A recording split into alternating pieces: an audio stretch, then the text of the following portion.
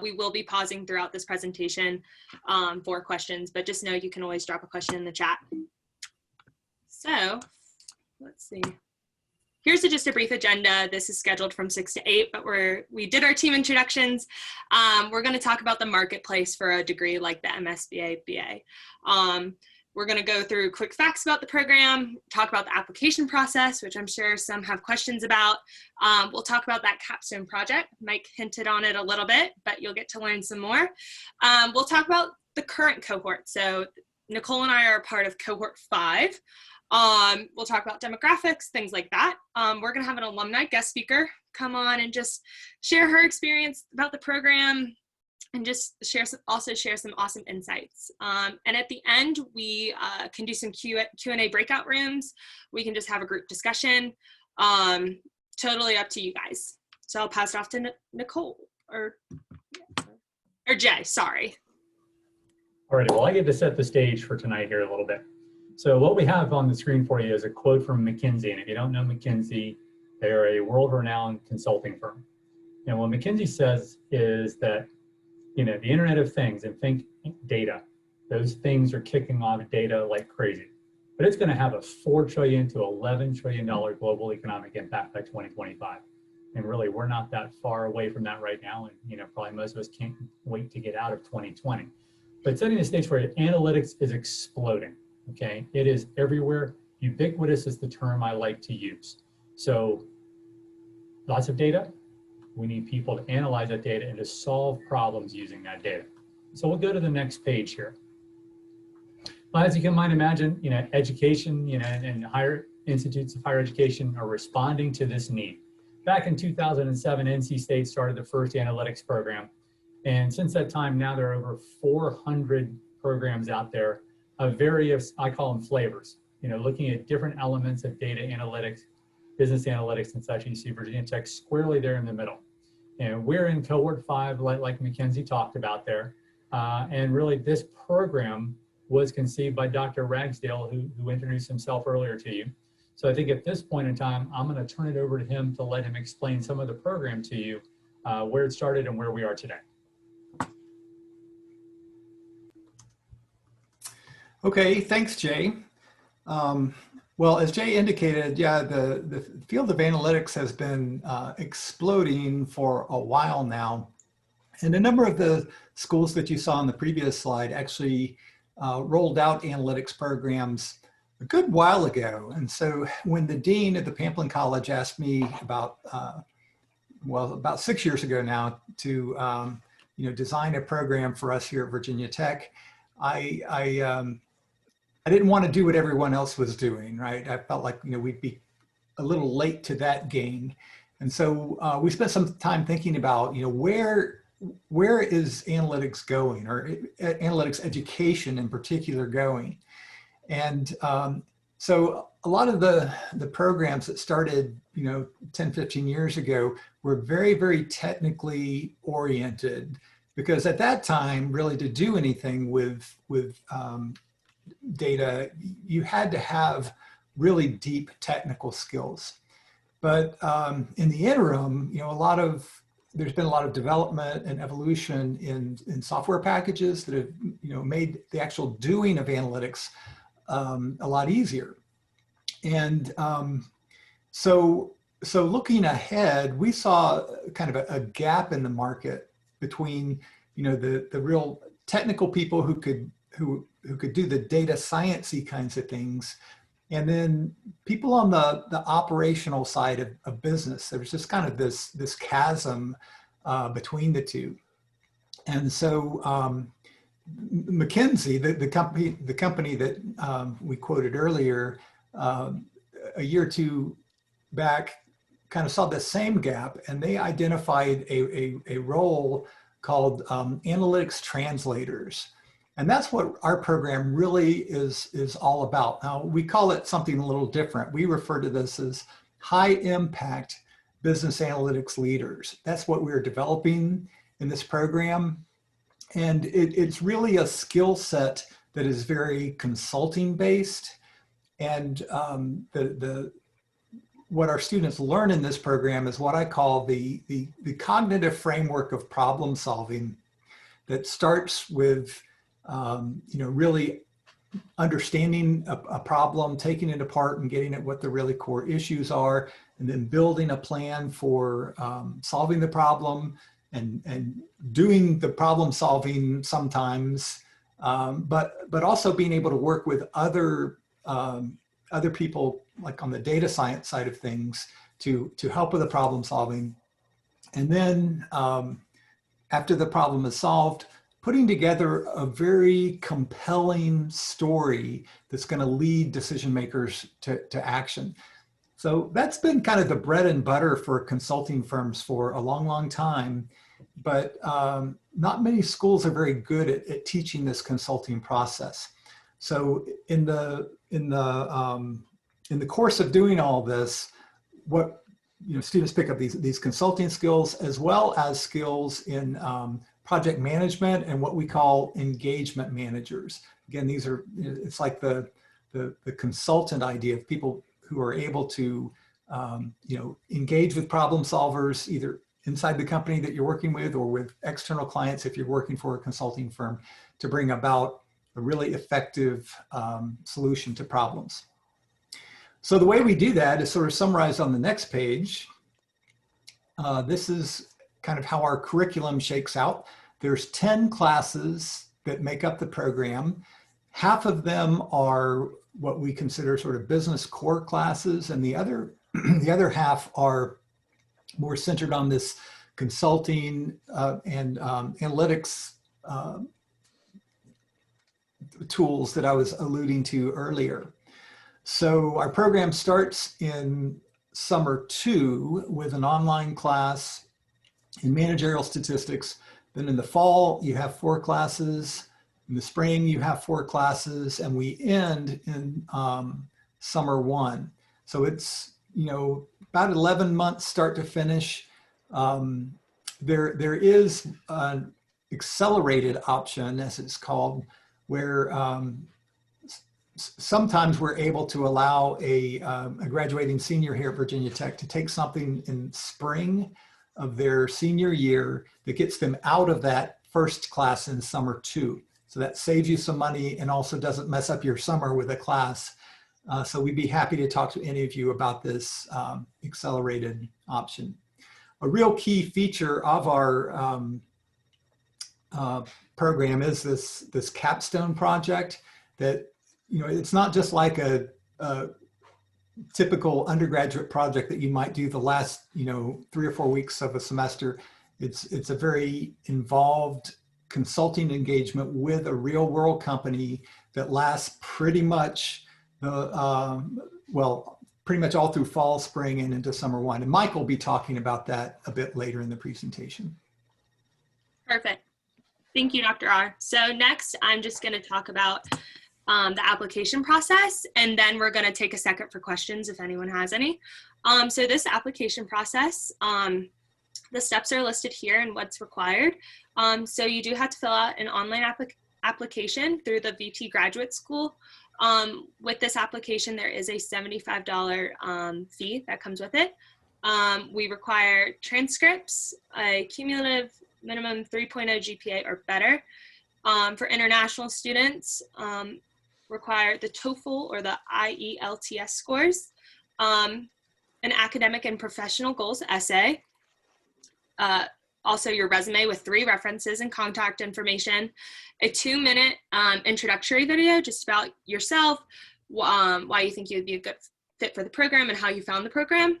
And then also, after submitting that application, an interview as well. And it's important to note, you can see in the top right and that's bolded, GMAT and GRE scores are waived on all applications received by the 1st of November. So that's kind of an incentive to get that application in as soon as possible. Awesome, we'll take that pause for questions. Does anyone have any? Feel free to come off mute. I can't see the chat at the moment. I have a question. Sure. Online it says that there are 2 letters of recommendation that are needed, but then here it says 3 references, and I just wanted to make sure which one was needed. I'm trying to get that removed from the website. I do apologize. Okay, I have put a ticket perfect. No worries. never Thank you. there, and when we switched to a new platform called Slate, and so what they did is they literally picked up our application from GS Apps and dropped it in the Slate and disregarded the changes that I asked. They added some stuff, but they didn't take that out yet, so I do apologize for that. Oh, no worries. Thank Trying to get you. it worked on. So the bottom line is you don't need letters of recommendation, but we do ask for 3 references, and you can just put that on your resume, I guess, that you submit. Okay, perfect. Thank you. I see a question in the chat. We apply the fall of our senior year, correct? Yeah, so if you apply by November 1st, you will not have to submit your GMAT or GRE scores, but yes, you can apply in the fall, I guess now, if you're a senior. Yeah, you can apply later too, but a good reason for applying in the fall kind of relates to the accelerated thing that I was talking about earlier. In order to take a course on an accelerated basis spring of your senior year, you have to already be admitted to the program and fill out some paperwork prior to spring of your senior year. Good question. I have a question. If I did my IELTS in 2017 when I applied for my undergrad, do I need to do it again if I'm an international student? You're a Virginia Tech student? Yeah, I'm a senior right now. Yeah, you don't need to do it again. Okay, thank you. Good question. I didn't know the answer to that one. Great. Anyone else at the moment? I'm a junior and was interested in the program. Is it too early to think about applying like next semester, or should I be waiting till senior year? You can go ahead and apply. I mean, we have some students admitted already for, the cohort after this one that we're recruiting for. So we do have juniors sometimes apply, and that's perfectly fine. Okay, thank you. Hey, Mackenzie, this is Jay. Real quick, I'll jump in. I mean, there's a list of things to do here, but from your perspective and from Nicole's, who applied, fairly recently, it's not that onerous a proposition to get through this, is it? Yeah, I was just going to add the application process overall is pretty simple. And getting your application in before that deadline is huge, because not having to take the GRE or the GMAT saves you so much time. So if you're thinking about applying later than the November 1st date, I would just say get your application in before November 1st. Also, it saves you time and also money, because I know there is a fee that is associated with taking either of those tests. So, great. And I'll give you a little pointer as well. Obviously, there's an application and all the things you have to get sorted out there. We definitely look at your grades. One of the things that you will have to do as well is you'll have to do an interview both with Dr. Ragsdale and myself. Because what we're looking for is not just people that are smart, but people that can communicate. Okay, so we take quite a bit of time when we interview you, seeing how you talk, how you handle things, the questions that we ask you, because we're literally going to put you in front of some very important customers of ours, and we got to know that we can do that with grace and style.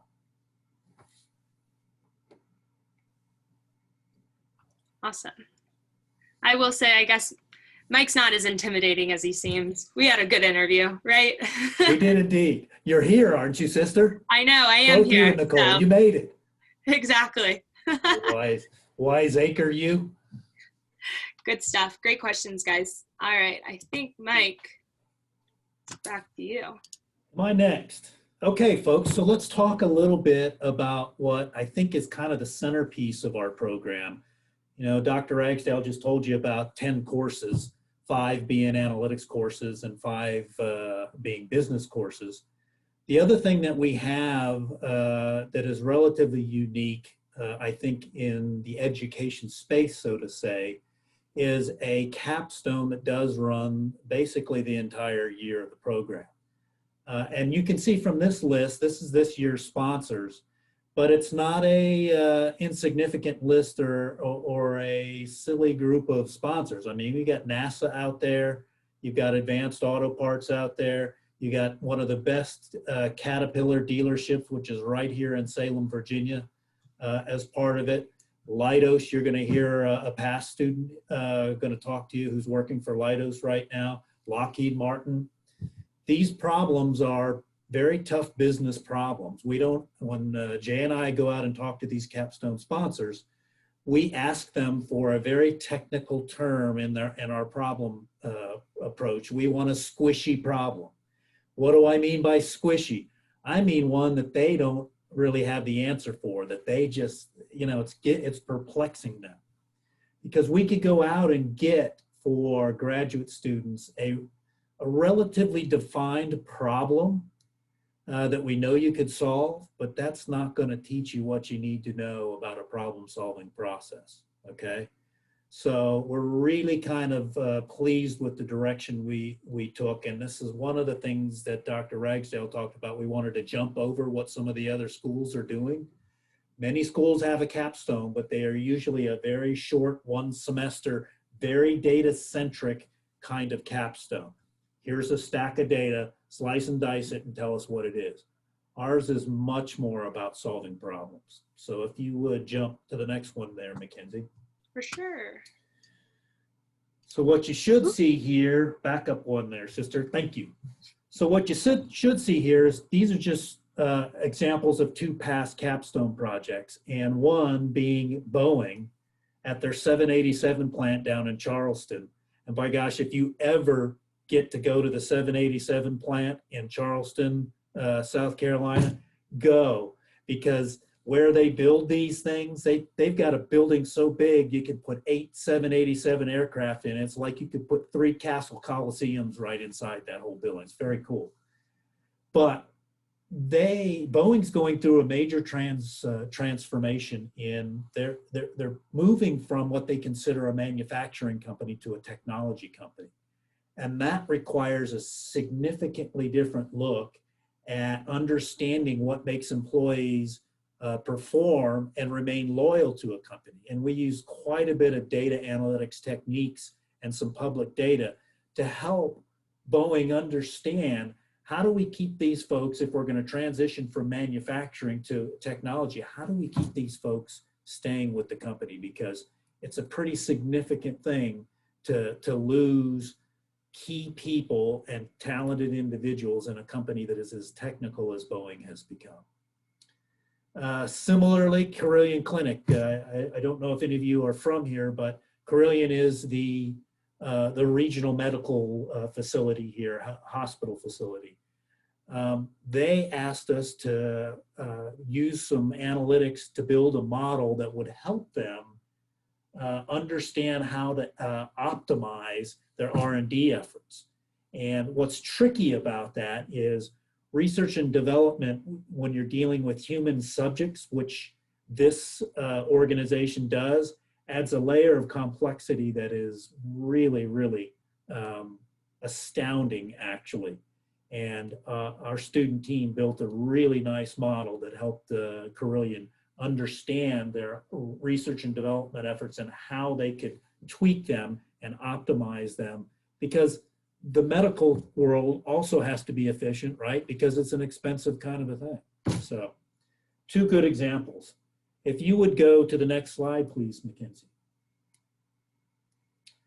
What you're going to see here, folks, is we have developed a 6-step life cycle in our problem-solving process, and we will take you through this.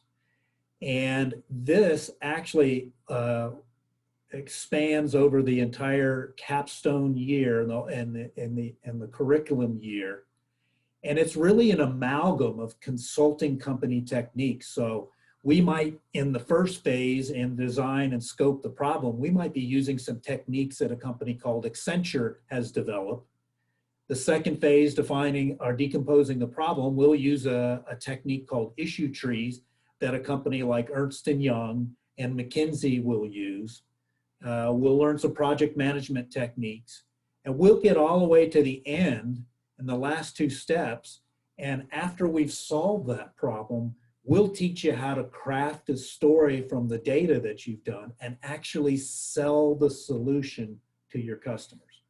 Now, you may look at this and say, Mike, so what? Okay.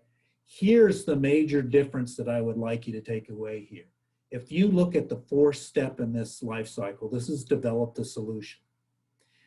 This is the very technical step of business data analytics. This is the scientific end. This is where most of the capstones in most of the programs in other schools reside. Look at the other 5 steps that we're going to teach you how to do. We're going to basically make you what we call an analytics translator, okay? You're going to be able to talk to the customer and understand their problem, okay? Eventually bring in the deep diving data scientists that are going to help you solve it. But after they solve the problem, you're going to have to craft that story and sell it back to the customer. So there's a much bigger breadth of what we expect out of our highballs than what most schools expect out of their data scientists, okay? Next slide is Nicole. All right, so moving on to our demographics. So this year's cohort has just over 40 students, and you can see here the breakdown of the cohort based on ethnicity, gender, nationality, and undergraduate institution. So you can see we have a handful of international students and students from other universities as well, and we're always striving to continue to diversify, which is great because it's so valuable to have various perspectives, especially when the program is very project heavy, like Mike was just talking about the capstone, and we're constantly working in groups, even in our classes. So for future cohorts, we're looking to keep a similar amount of students, which is ideal when you're struggling in a class or you need a little more personal attention. The team here, along with our professors, are always willing to lend out a hand, and they're quick to help us with anything we need, which you don't necessarily get with larger programs. So this kind of brings us into the current cohorts breakdown by major, which is on the next slide. So I don't want to speak for Mackenzie as well, but I know for me personally, the fact that this program was open to all majors was a huge selling point for me. I don't have a very technical background. I majored in marketing in undergrad. So knowing that a lot of us would be in the same position and that the curriculum was tailored towards these kinds of students definitely put my mind at ease. So if you're hesitant to apply because you don't necessarily have the technical skills, don't worry and just know that you can and will still succeed no matter your background. And correct me if I'm wrong, but I think a previous cohort had a fashion merchandising major or something along those lines. Yeah, so last semester we had a fashion design major. Yeah, exactly. So the main takeaway from this slide is that no matter your background, you can still apply and be successful in this program. So if the team doesn't have anything else to add, we can move on to some questions if you guys have any.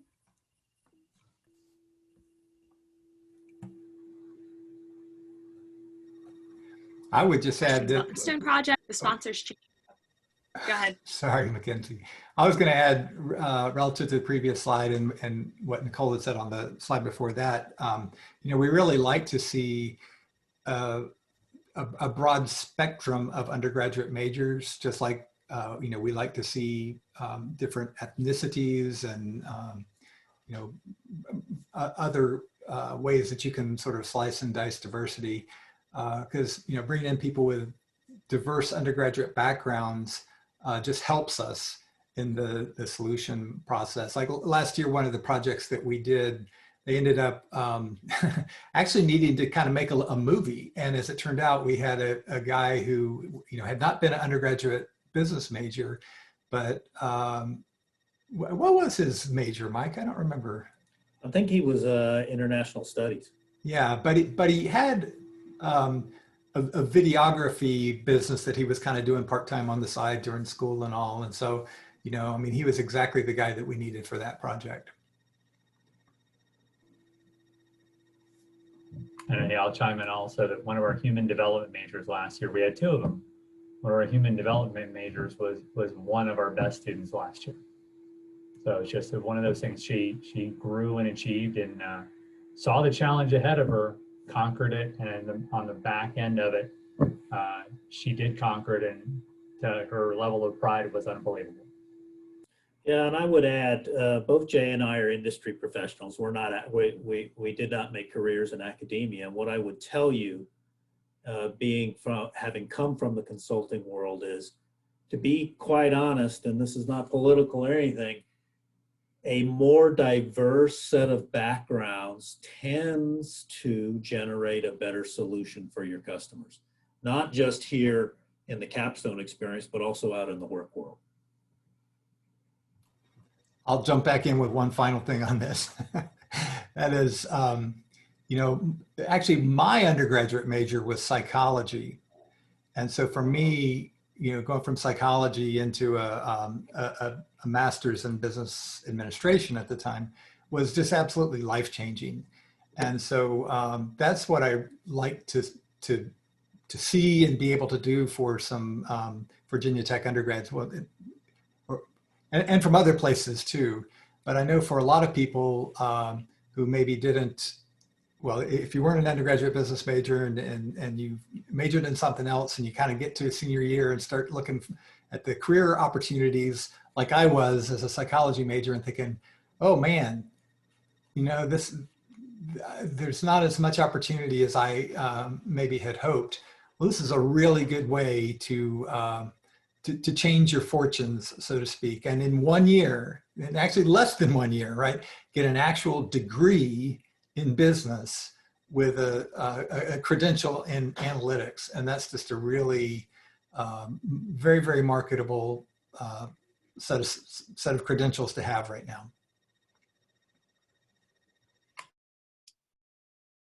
Awesome. Does anyone have any questions? Anything concerning the capstone, capstone sponsors, capstone problem statements?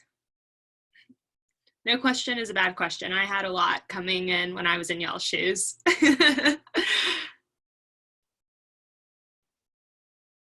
Cool.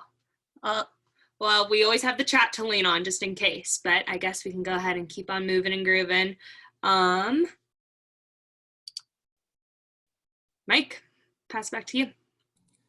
So what are the things that you probably want to ask yourself before you start a program, whether it's with our program or another program, is what kind of jobs can I get?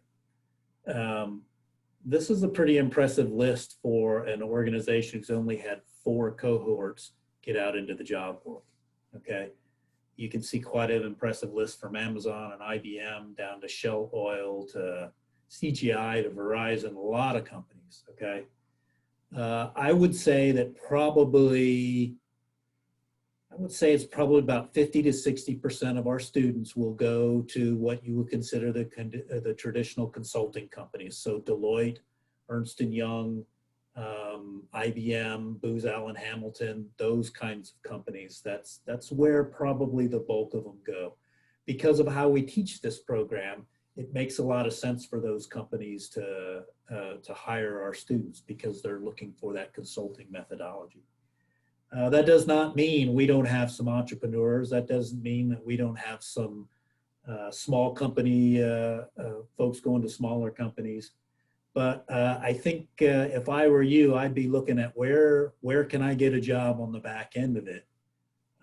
The other thing that I think you can probably find in many of the websites of many analytics programs is, what's your success rate in placement, right?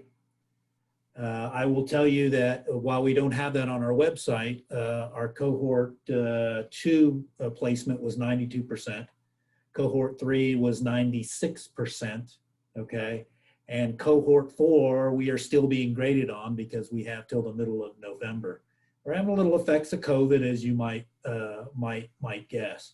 But those are pretty doggone decent metrics and measures of the success of a program. And Jay and Cliff and Adrian and I believe that it's one of the best ones that we get graded on is, does the market really want your product being the human capital that you're producing? And I think overwhelmingly the answer is yes. Awesome. So we do have our alumni Charlie Fix online. Hi, Charlie. We'll go to your, thank you for being here. Yeah, how are you guys? Good to see everyone. Yeah.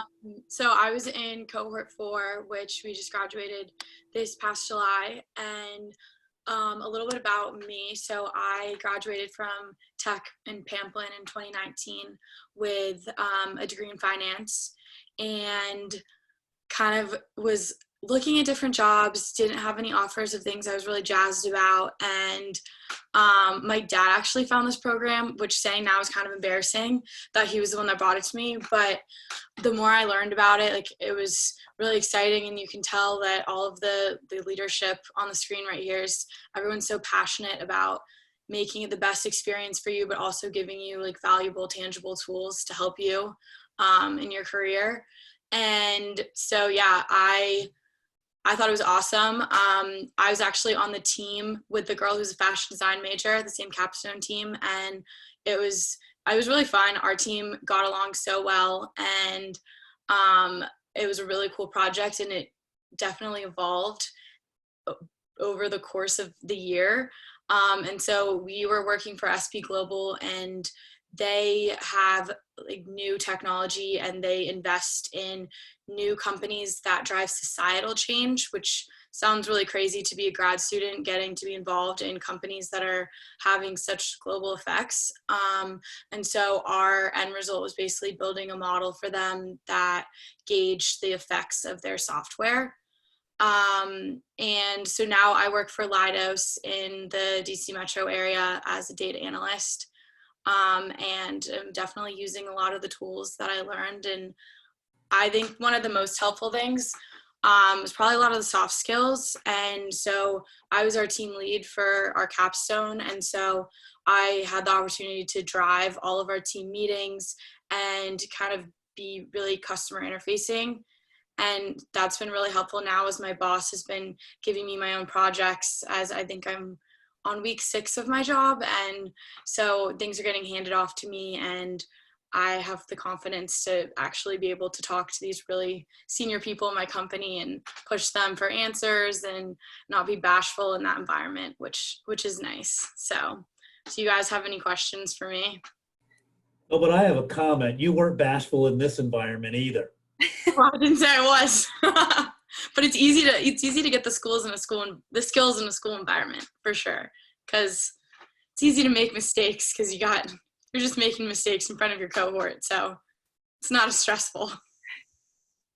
I have a few questions for you, Charlie, just to keep conversation going. I can imagine that you've been asked this a million times, but how was the transition after spring break when COVID-19 shut down in-person classes? How do you think you pivoted, and then the program too?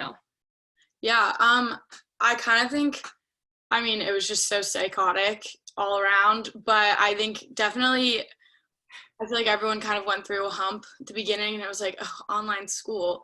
And as I'm sure many of you have experienced, and then just kind of really holding yourselves accountable, but having your camera on and making sure you're really staying engaged. But with everything, like with all the technology, and I know, for our team, and I'm pretty sure every other team, all of our meetings with them were through video calls anyway. So the only difference was our team wasn't together. So that was definitely a challenge, having our inner team meetings to kind of get through our end result and our output.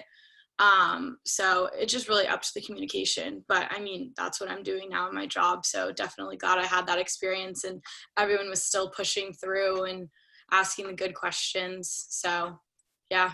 Great. Thank you. And you mentioned soft skills were a big takeaway from the program. What else would you say now that you're in the workforce? What else do you pull from your time in the program?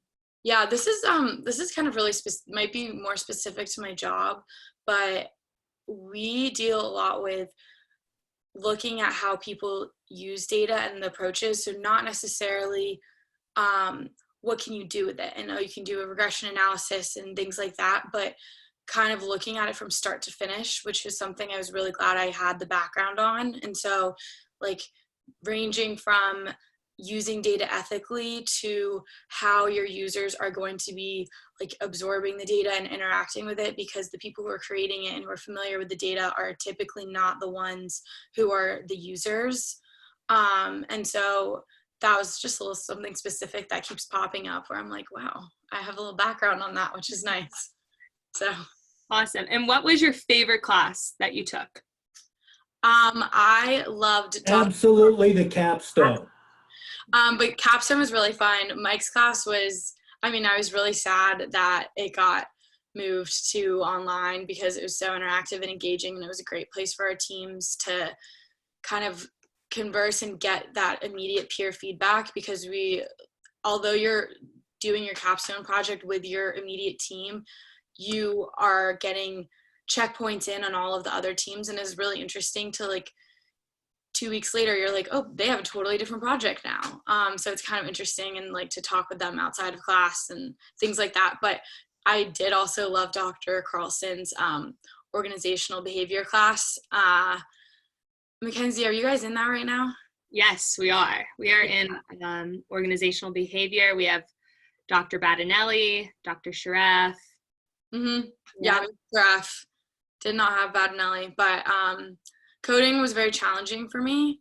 But it was really cool that now, like, it's one of the great things I think that being in the cohort has to offer is, in addition to the leadership, everyone is really, and I feel like a lot of people say this, but like companies are like, oh, we love to help each other, but it's definitely put into practice with like everyone, like you obviously do your own work, but like people actually like teach you and help you, and you're all in the same classes, so everyone's in it together. So like where I was kind of having, like I was easy breezy with accounting and finance, and so I could help people with that. And then coding with Python was, I felt like a fish out of water. So yeah, everyone's in it together.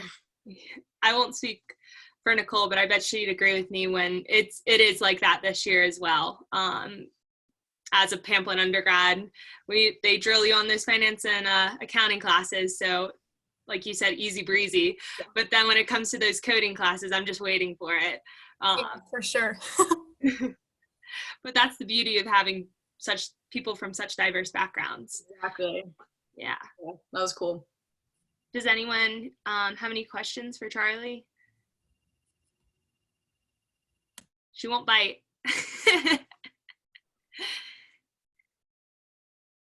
Awesome. Well, thank you so much for joining us, taking time out of your day. Highly recommend. Great time. It was good. Thanks, Charlie. If anyone has any questions, like specific to like someone who's graduated and stuff and kind of wants to look at something further down the line, definitely like reach out to like Adrian, can give you my email or number or something. We missed you, Charlie. Miss you guys. Good luck for the rest of the year.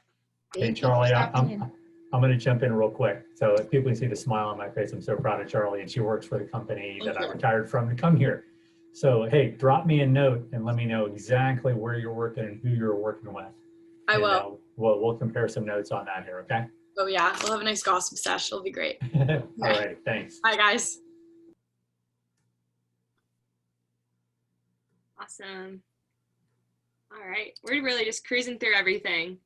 So the most important thing to mark your calendar for is that November 1st. It's coming up shortly, but that is the deadline to apply and have the GRE and GMAT test waive. Like Dr. R said, I believe you can still apply after that date, but if you do get in before then, you don't have to submit those GRE, GMAT scores. Mackenzie, it might be worth pointing out also that you know, there is a cap on our cohorts. So, you know, we like to be about 40. So that's another reason to apply sooner rather than later. And if you have any problems in the application process or you get lost, email me. If you can't upload your video, I've worked with plenty of students this year because even in GS apps, they're finicky programs. So just don't hesitate to reach out if you have any questions. If you can't get something uploaded, we can get it to me. I can get it to the grad school, get it uploaded to your application. The last thing we want you to worry about is the application process. If you want to do this, we will walk you through it. We'll get you through it. Yes, of course. And Nicole and I, we've both been through it. It's really not that painful. It's fun to record that 2-minute interview or I guess video about yourself and then do those interviews. But like Adrian mentioned, contacts are here for the whole CBIA team.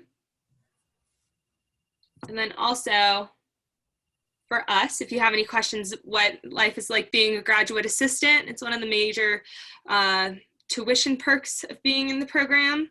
But it's so fun. I mean, you get to work with a team like this, so who knows if the next CBIA GA is out there. Awesome. And also this presentation is being recorded, so for those who jumped on maybe halfway through or something, we will make that readily available. I guess we'll wrap up with questions.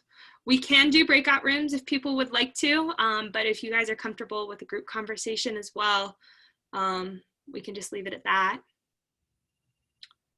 How early do the applications open? Is a question I'm seeing in the chat. You can apply tonight. Yes, so go We ahead, are Mike. already accepting people into the program you would be applying to. Yeah. And already have. Yeah. So we could call it rolling applications.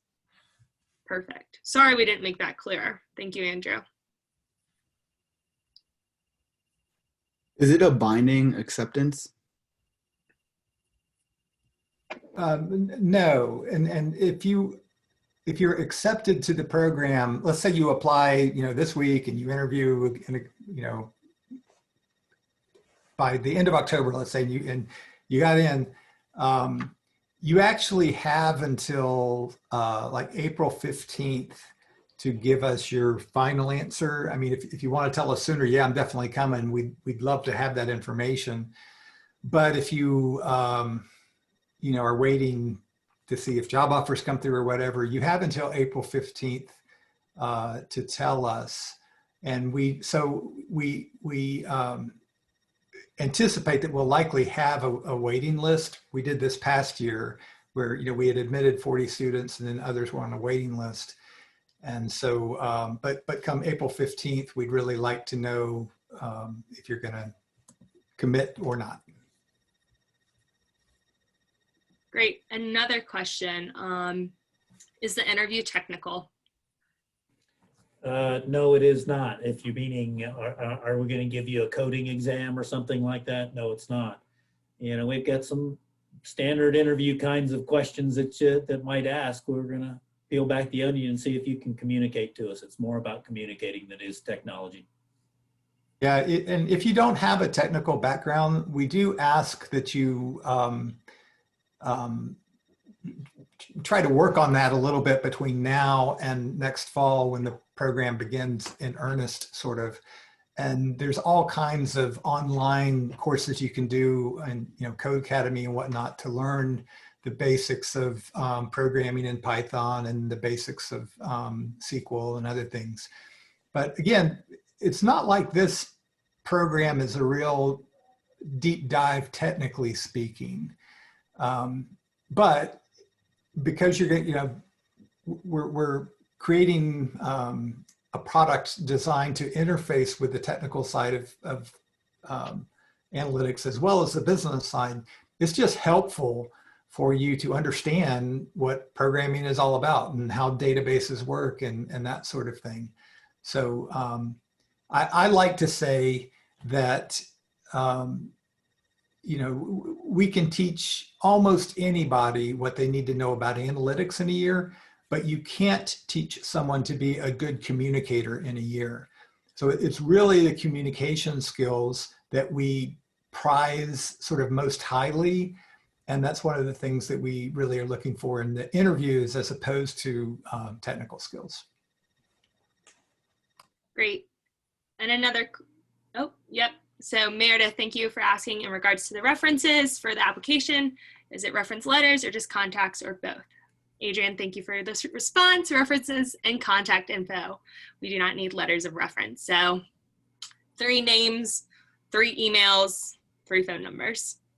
Thank you. Appreciate it.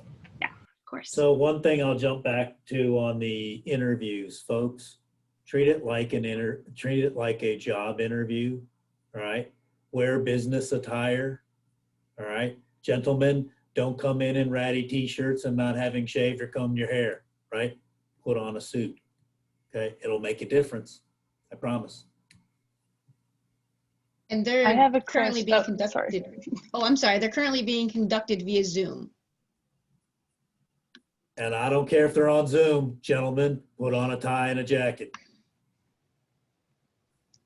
Go ahead, Marissa. I have a question for either Mackenzie or Nicole or both. But so you guys have only been in the program for a few months so far, but I was just curious what some experiences you've had so far, something that you've learned that you can already tell will have a direct impact on your career after you're finished with the program. Do you want to go, Nicole? Yeah. That's a really good question.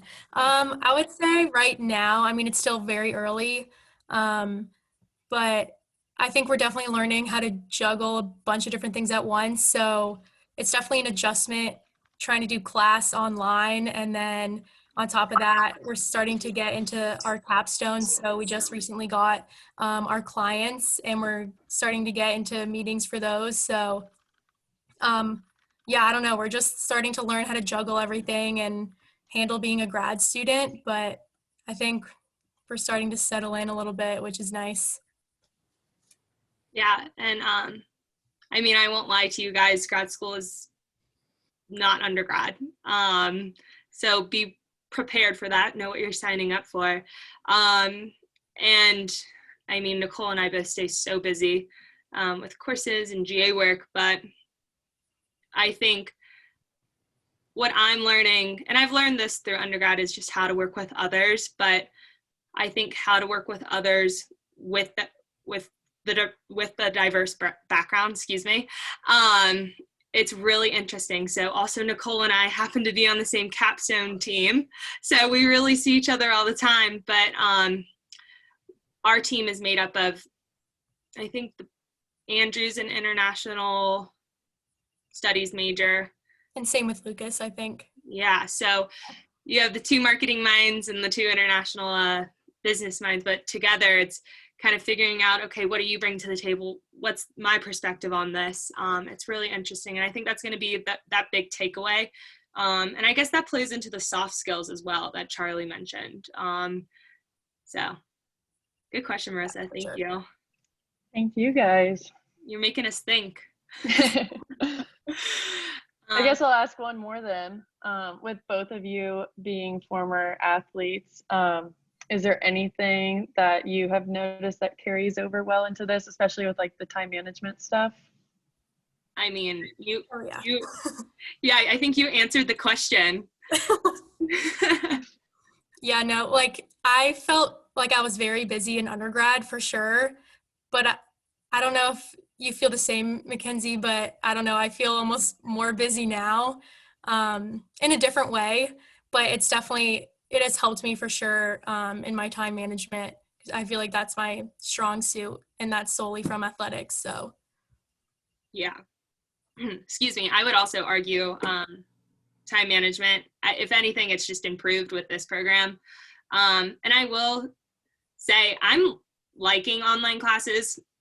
Excuse me, because I don't have to race from Castle Coliseum to Pamplin all the way across campus. So my commute times have definitely been cut down. But you hit the nail on the head, time management, it carries over. And I think everyone else who's attending right now, that's a great skill to have, and also a great skill to refine, because you may think, oh, I can follow a schedule, I can check off everything on a to-do list, but we have short-term goals, semester goals, year-long goals. So thanks. Awesome. Anybody else? Yes, I have a question. I am going to be a fifth-year senior next year, and I'm going to take about a total of 8 credits. So who would I talk to? Who could guide me on which classes would fit in with my senior year schedule? That would likely be me. All right. Yeah.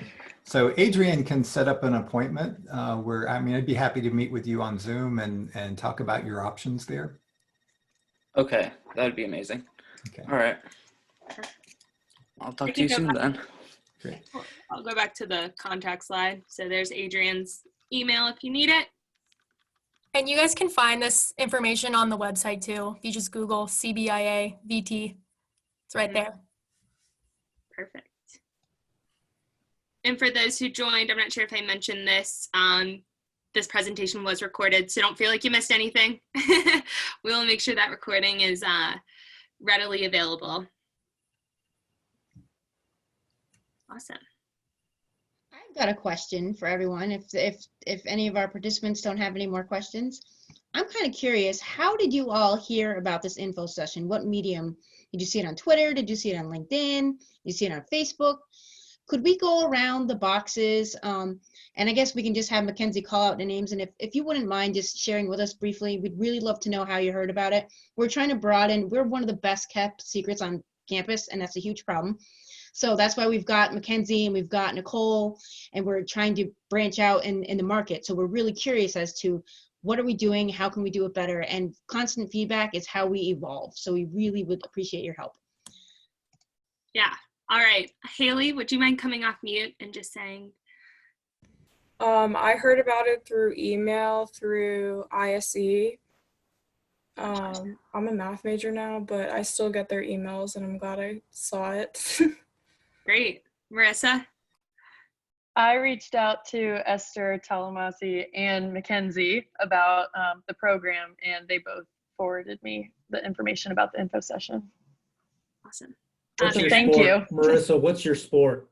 Volleyball. I'm in the locker room right now because I just got out of practice. Hence the Esther Talamasi connection. I got you. Yes. The volleyball mafia. I get it. Yep. Meredith?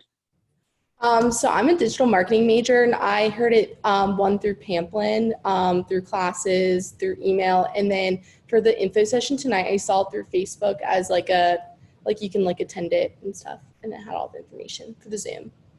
Great. Thank you. Is that Tyler's iPhone? Yep, I'm here. Sorry.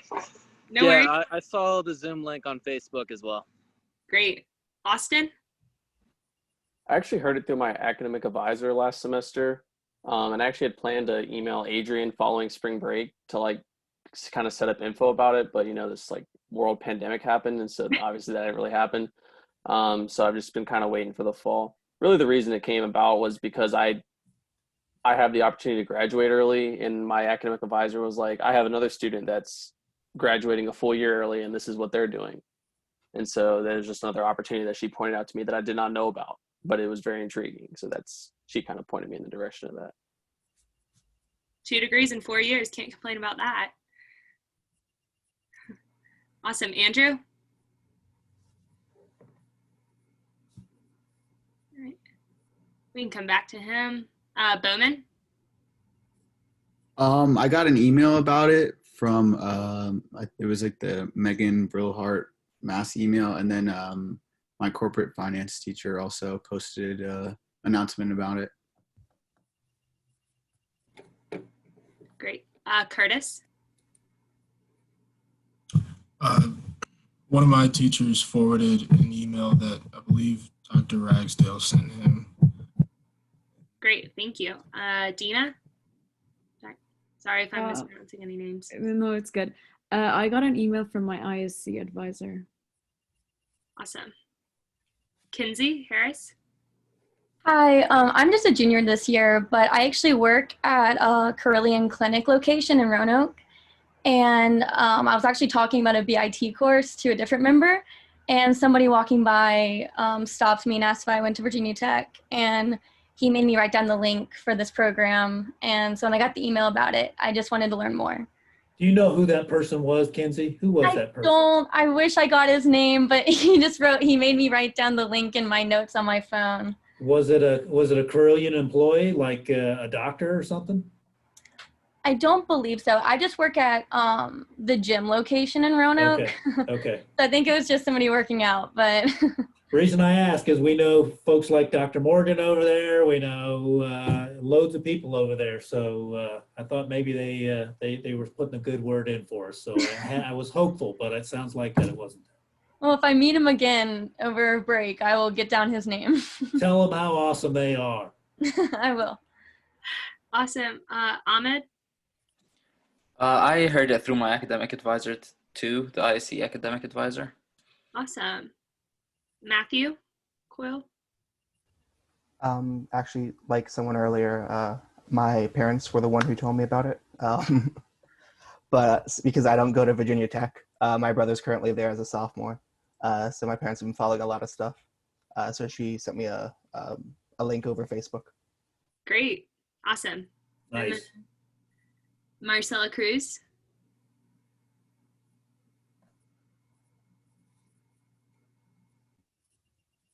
All right, we'll go back to Andrew. See if he'll.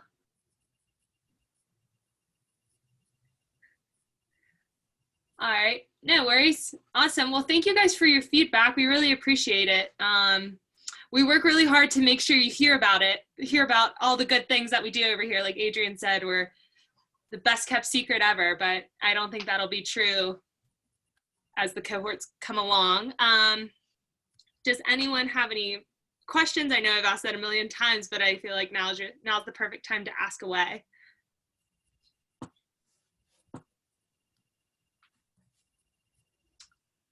Great, and if for those who are not seeing the chat, Adrian just put her email there. She is the best with email. She is the most responsive person I've ever met on email. I try. Yeah. So like I said, if you can see the chat, if anybody's, just a little not shy now, shoot me a quick email. I'll set you up with whomever you want to speak with. We do everything via Zoom, so everybody's pretty flexible. And we're happy to answer any questions. Thank you guys all so much for joining us. We really appreciate it. This flew by. I thought it was, thank you. Yeah, we budgeted for 2 hours, but I know I was just too excited to talk about all the good things going on, so.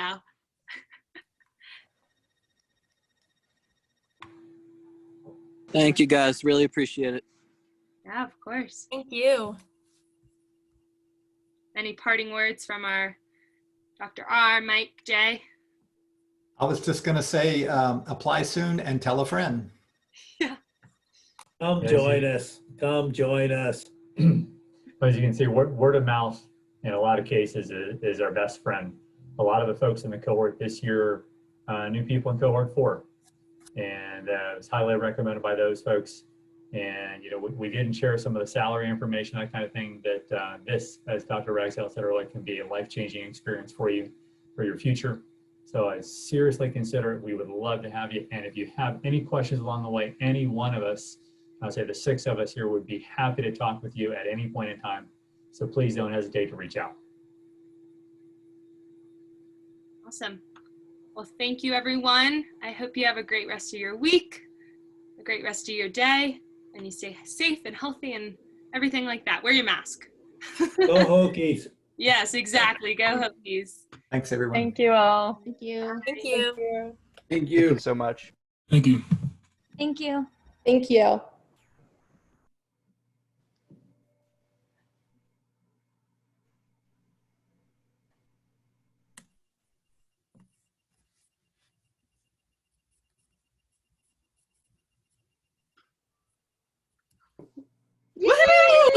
Yay. Wow.